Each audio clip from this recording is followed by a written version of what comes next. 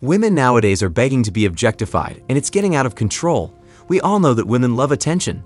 Attention is just as crucial to them as water because they could not survive without it. Yeah, I know you are wondering why they can't survive without attention, and I'm going to break it down.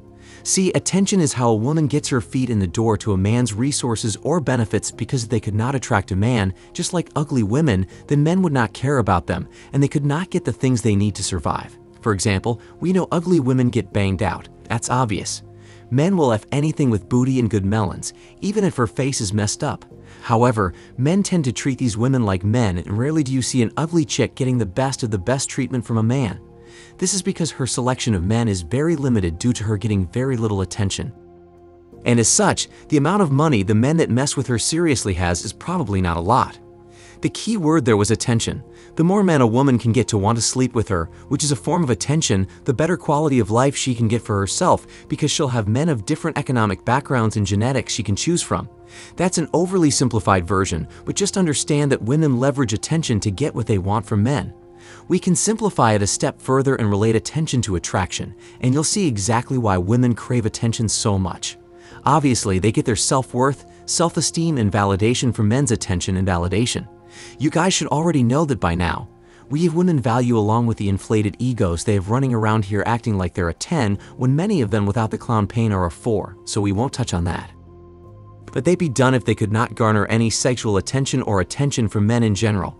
This is why women feel threatened when men pull back their attention and resources and decide to go their own way, because they know that the more men that walk away, the fewer options they have, and thus the fewer chances she has to survive in this world.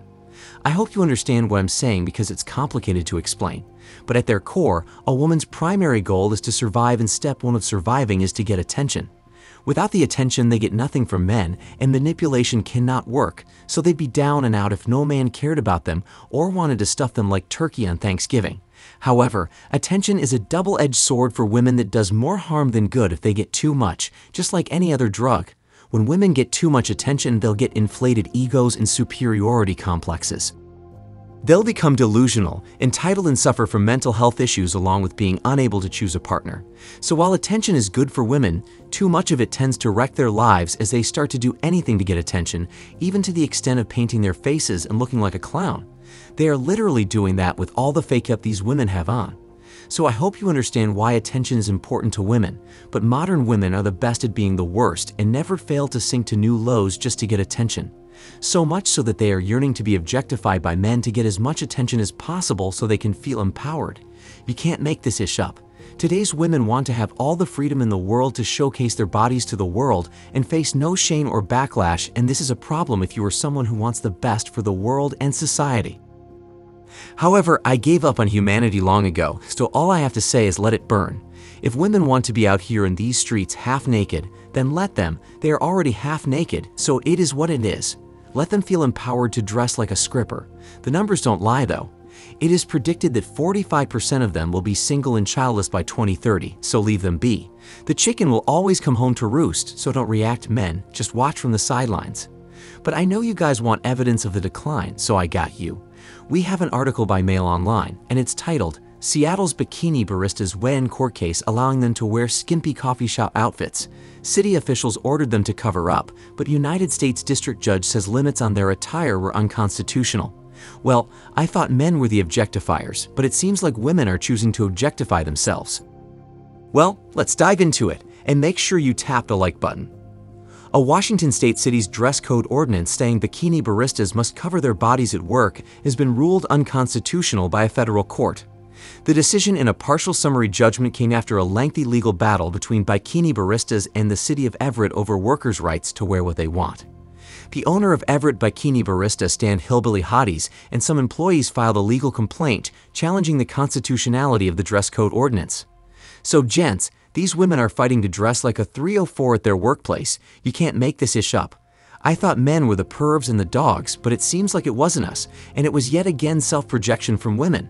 They want to be out here dressing like a low-quality XX instead of looking like a proper lady. My gosh, is this what we've been reduced to? It's pretty sad how low we've fallen, but it is what it is. The good woman and lady train sailed a long time ago, so I have nothing to say other than let it burn to the ground. I wonder if they thought about the message it sends to the future generation. Anyways, let's continue. In 2017, the city of Everett enacted the law requiring all employees, owners, and operators of quick service facilities to wear clothing that covers the upper and lower body. The ordinance listed coffee stands, fast food restaurants, delis, food trucks, and coffee shops as examples of quick service businesses.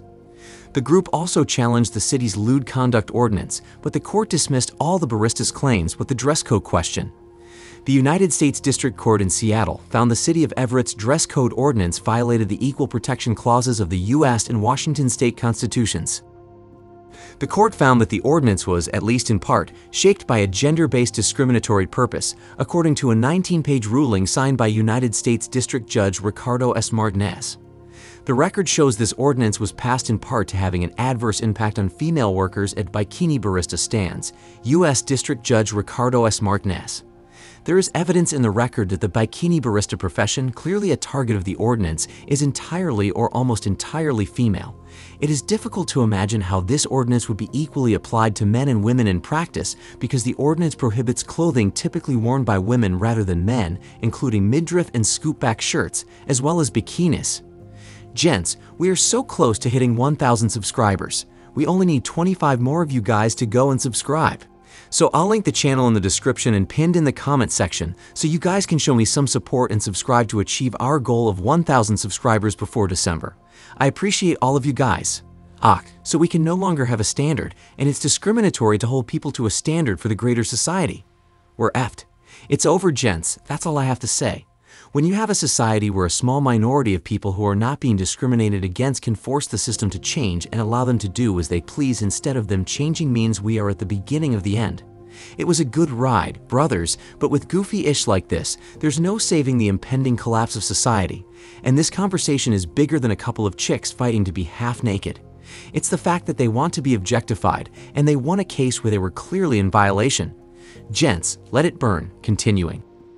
Bikini baristas were clearly a target of the ordinance, the court also ruled, adding that the profession is comprised of a workforce that is almost entirely women. I think this protects our safety from law enforcement touching our body, barista Emma Dilemma told HeraldNet. Who's approving my outfit? Is it my female boss or some random dude cop I don't know? I don't want them having to stick a ruler next to my body. Some countries make you wear lots of clothing because of their religious beliefs.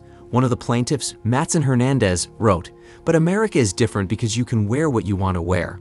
I wear what I'm comfortable with, and others can wear what they are comfortable with. Wearing a bikini sends this message to others.